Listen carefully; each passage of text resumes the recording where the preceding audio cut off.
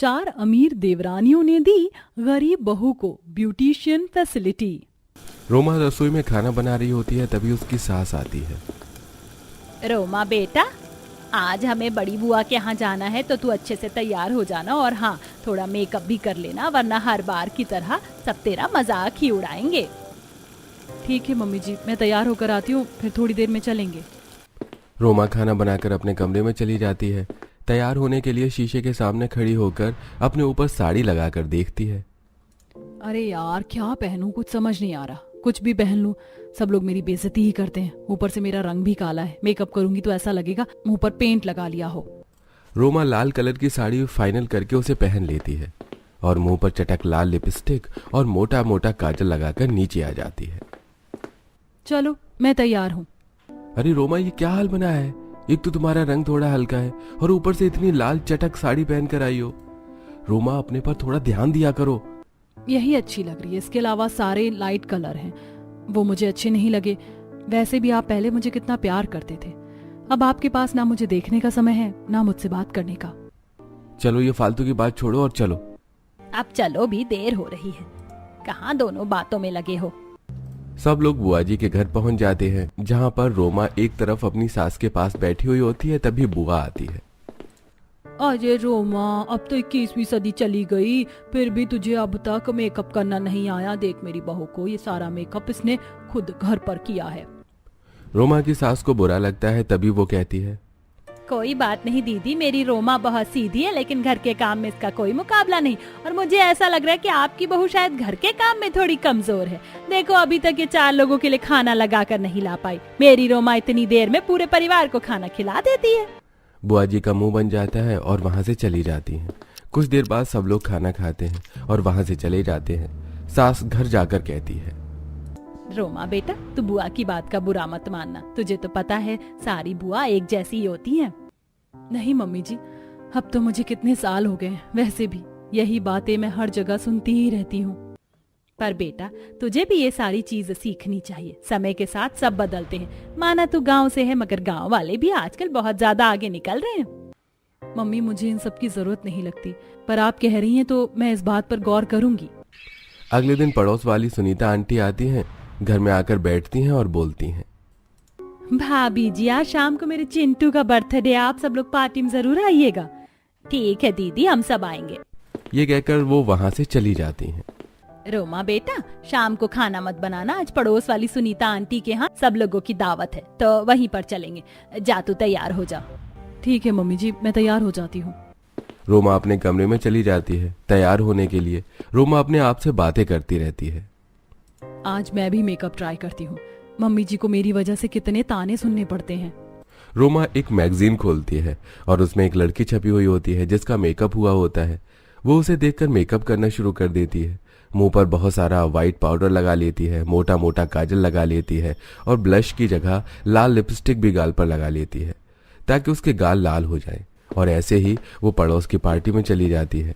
अपनी सास के साथ जैसी रोमा पार्टी में घुसती है, सब लोग उसे देखकर हंसने लगते हैं और एक औरत हंसते हुए कहती है, अरे सुनीता, तूने पार्टी में जोकर भी बुलाया है क्या? ये सरोज की बहू मेकअप पता नहीं कब सीखेगी। आजकल सिर्फ खाना बनाने से ही कुछ नहीं होता, इन सब काम में भी आगे ही रहना पड़ता है। ऐसे ही और 3-4 औरत बात करने लगती हैं। सब लोग उसकी इंसल्ट करते हैं। रोमा रोती हुई घर वापस चली जाती है और अपने कमरे में बैठकर रो रही होती है। तभी सास आती है। रोमा बेटा, तू परेशान मत हो, धीरे धीरे तू सब सीख जाएगी। और आज जितना मेकअप तूने करा वो काफी अच्छा लग रहा था।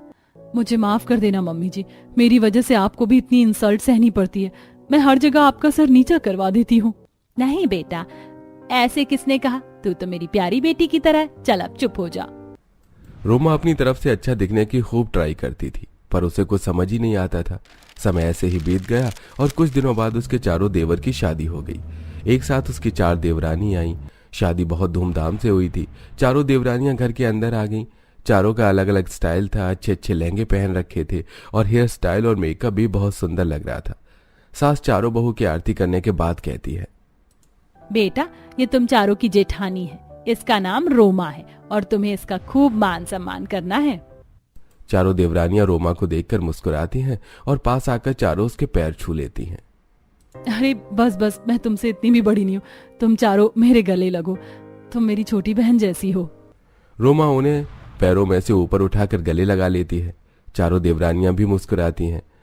अगले दिन चारों देवरानियों की रस्म थी और मुंह दिखाई भी थी। घर में काफी सारे मेहमान रुके हुए भी थे और आज पड़ोस के मेहमानों को भी बुलाया गया था। चारों देवरानियां अपने बेस्ट लुक में आती हैं, बहुत सुंदर सुंदर साड़ी पहनकर और अच्छे से मेकअप और बाल बनाकर आती हैं और चारों आकर बैठ जाती हैं। वहीं पर उनकी सास और जेठानी बैठी होती हैं। एक औरत शगुन का लिफाफा रखने आती है और कहती है, अरे सरोज, एक बहू तो तेरी गंवार है, लेकिन अब लगता है 4 बहू ब्यूटिशियन ही आ गई। इतनी सुंदर लग रही है, ये तो कहीं से भी मात नहीं खा रही है। तभी एक देवरानी बोलती है, हाँ आंटी जी, मैं हेयर स्टाइलिस्ट हूँ। मैं मेकअप बहुत अच्छा करती हूँ।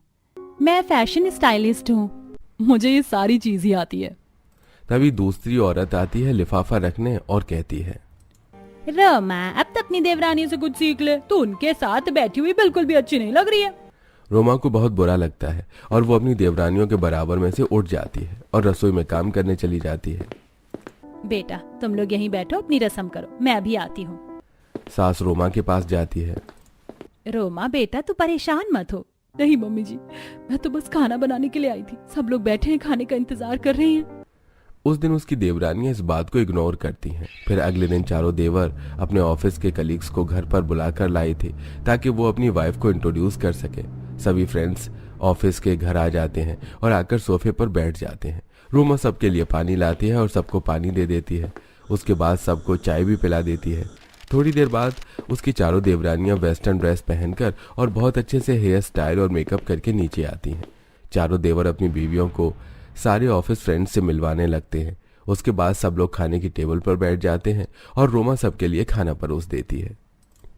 रोमा बेटा, तू भी सबके साथ खाना खा। ओ राहुल, ये तुम्हारी भाभी है? हमें तो लगा कोई काम करने वाली है। हाँ हाँ, ये मेरी भाभी ही है। यार, आज के जमाने में इतना आउटडेटेड कौन रहता है? इनके तो कपड़े पहनने की और मेकअप की बिल्कुल भी सेंस ही नहीं है। आप ऑफिस का काम करने के बाद भी इन सब चीजों पर इतना ध्यान देते हो। अभी अभी मुझे ऐसा लगा जैसे आप ऑफिस फ्रेंड नहीं, पड़ोस वाली आंटी हो। सीमा का मुंह तोड़ जवाब सुनकर वहां मौजूद सभी ऑफिस फ्रेंड का मुंह बन जाता है। सब लोग खाना खाकर चले जाते हैं। रात को रोमा अपने कमरे में बैठी हुई परेशान हो रही थी। पता नहीं मैं क्या करूं। मैं जो भी कर लूं सब लोग मेरी बेइज्जती कर देते। क्या मैं इतनी बेकार दिखती हूँ? यश भी अब मुझ पर ध्यान नहीं देते। पहले मुझसे कितना प्यार करते थे, शायद मेरे रंग रूप की वजह से उन्होंने भी मुझे प्यार करना छोड़ दिया।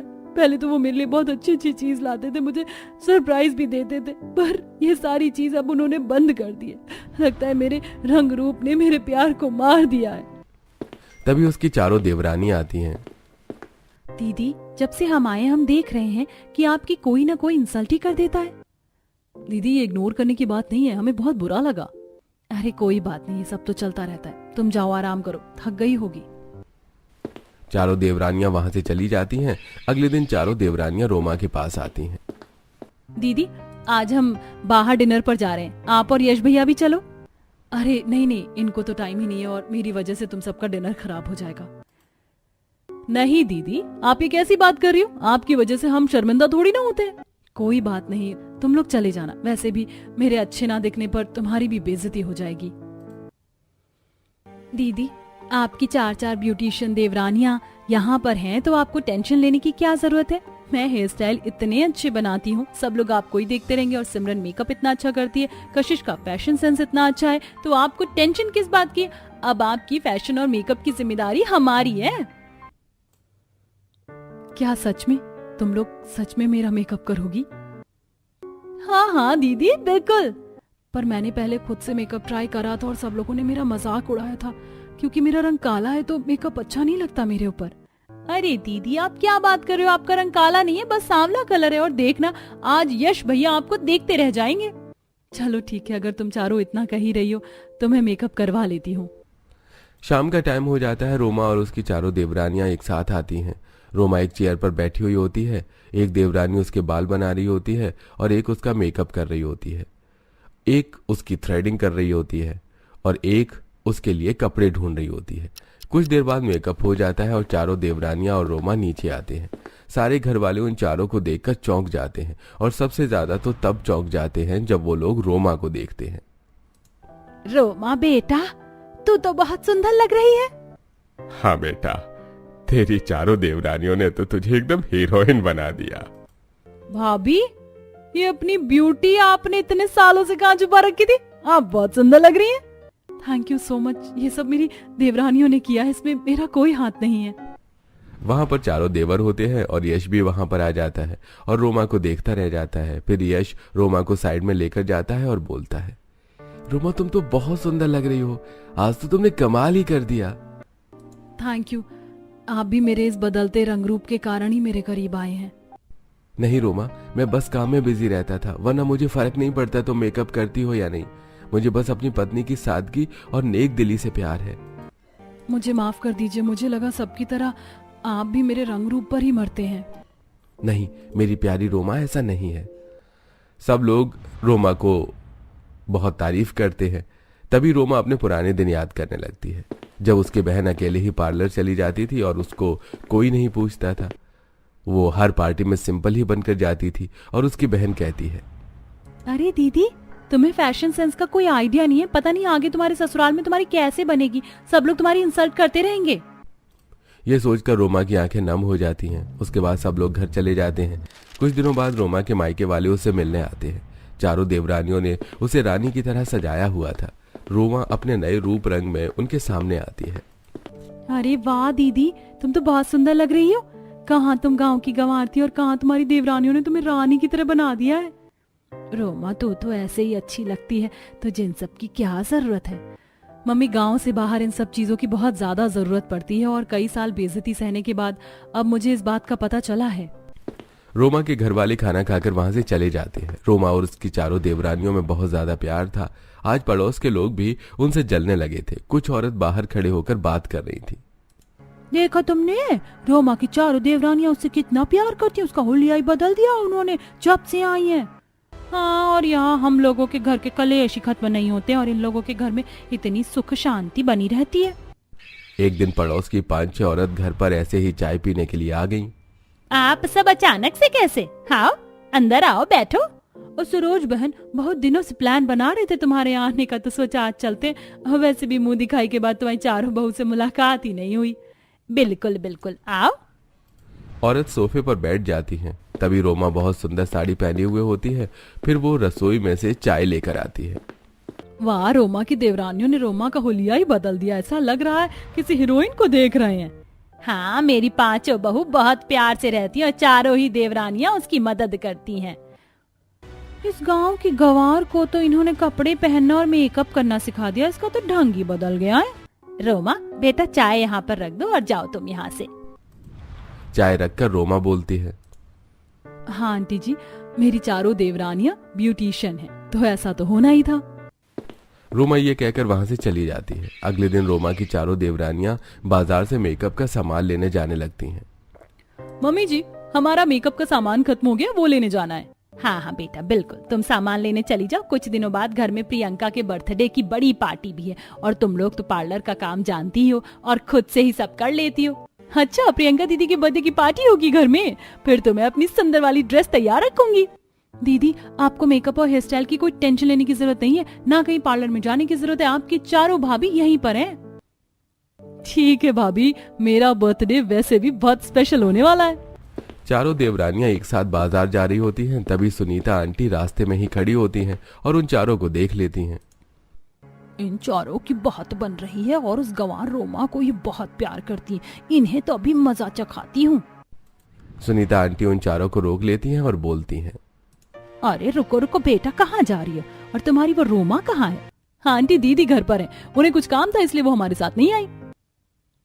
तुम लोग उसे कितना प्यार करते हो, पर क्या वो भी तुमसे इतना ही प्यार करती है? आंटी, आपका कहने का क्या मतलब है? रोमा दीदी भी हमसे बहुत प्यार करती हैं। ये तुम्हारी गलत फहमी है। परसों मेरी उससे बात हुई थी और मैंने कहा उससे कि तुम्हारी देवरानी तुमसे कितना प्यार करती है, तुम्हारा इतना अच्छा अच्छा मेकअप करती है, और जब ये तुम्हारा हुलिया ही बदल गया है। वो मुझसे कह रही थी कि मेरी देवरानियां तो जबरदस्ती मुझे बिठाकर मेकअप करती हैं और मेरा मन भी नहीं होता, लेकिन मैं गरीब परिवार से हूँ, इस वजह से मैं उन्हें कुछ कह भी नहीं पाती और अपने मेकअप के सारे नए एक्सपेरिमेंट वो मेरे मुंह पर ही कर देती है, क्योंकि शायद उन्हें लगता हो कि पहले मेरी स्किन खराब हो जाए। क्या रोमा दीदी ने आपसे ऐसा कहा? हम तो दीदी को बहुत सीधा समझते थे और हमें लगता था कि वो भी हमसे उतना ही प्यार करती हैं जितना हम उनसे करते हैं। दीदी को तो हमने अपनी बड़ी बहन का दर्जा दिया था। चारों देवरानियां गुस्सा होकर वहां से चली जाती हैं। कुछ देर बाद बाजार से सामान लेकर घर आती हैं। चारों देवरानी बहुत ज्यादा गुस्से में होती हैं और वो रोमा से बात करना छोड़ देती हैं। देखते ही देखते 1-2 महीने बीत जाते हैं। सास और रोमा एक साथ बैठे होते हैं। बेटा क्या बात है, आजकल तेरी देवरानियां तुझसे बात नहीं कर रही है? मुझे भी अच्छा नहीं लग रहा, चारों मुझसे अलग अलग रहती हैं। तुम्हारी लड़ाई हुई है क्या? नहीं माँ जी, ऐसी तो कुछ बात नहीं है। कुछ ही दिनों बाद प्रियंका का बर्थडे आ जाता है। सब लोग तैयार होकर आते हैं। चारों देवरानियां सबसे अलग दिख रही होती हैं। सुंदर सुंदर गाउन पहन रखे होते हैं। उन्होंने अपना मेकअप भी बहुत अच्छे करके नीचे आती हैं। रोमा का मेकअप कोई नहीं करता, न कोई उसकी मदद करता। रोमा पुराने जैसे की तरह होकर अपनी पुरानी सी साड़ी पहनकर और लिपस्टिक काजल लगाकर नीचे आ जाती है। जैसे वो नीचे आती है सब उसका मजाक बनाने लगते हैं। रोमा, लगता है तेरी देवरानियों ने तुझे तेरी औकात दिखा दी। देखा ना उनकी बदौलत तू कितना उड़ रही थी। हाँ हाँ, बड़ी स्टाइलिस्ट बन रही थी। देखो फिर से बन गई ना गांव वाली रोमा ही। रोमा सबकी बातें चुपचाप सुन रही होती है। उसकी चारों देवरानियों को बहुत ज्यादा गुस्सा आता है। वो चारों रोमा का हाथ पकड़कर उसे ऊपर कमरे में लेकर जाती हैं। क्या हुआ, तुम लोग ऐसे मुझे बीच पार्टी में से लेकर क्यों आ गए? दीदी, मन तो बिल्कुल भी नहीं कर रहा कि आपका मेकअप करें, आपसे बात करें, मगर आप हमारी जेठानी हो और आपकी बेइज्जती हमसे देखी नहीं जाती। आप तो हमसे प्यार नहीं करती, मगर हम तो आपसे अपनी बड़ी बहन जैसा ही प्यार करते हैं। सिमरन, तुम ऐसा क्यों कह रही हो? मैं तुमसे बहुत प्यार करती हूँ। अरे दीदी रहने दो, सुनीता आंटी ने हमें सब बता दिया। हमें पता चल गया आप हमसे कितना प्यार करती हो। तुम लोगों को कोई गलतफहमी हुई है। आजकल जहाँ औरतें किसी के घर को खुशियों से भरा हुआ देखती हैं, वो वहीं आग लगाने पहुंच जाती हैं। अच्छा दीदी, पर आपको पता है वो हमसे कह रही थी कि आप हमसे बिल्कुल प्यार नहीं करती हो। बहन, सब लोग ऐसा ही करते हैं। किसी को किसी के घर का प्यार हजम नहीं होता, सबको आग लगानी होती है और सुनीता आंटी ने भी वही किया। चारों ब्यूटिशियन देवरानियां बहुत शर्मिंदा हो जाती हैं और रोमा से माफी मांगती हैं। दीदी, आइंदा से हम किसी की बातों पर विश्वास नहीं करेंगे। तुम्हें माफी मांगने की कोई जरूरत नहीं है। तुम मेरी छोटी बहन जैसी हो। तुम्हारी 1-2 गलती तो मैं नजरअंदाज कर ही सकती हूँ। पांचों एक दूसरे के गले लग जाती हैं। उसके बाद देवरानियां रोमा को तैयार करके फंक्शन में लेकर जाती हैं, जहां सब उसकी खूब तारीफ करते हैं।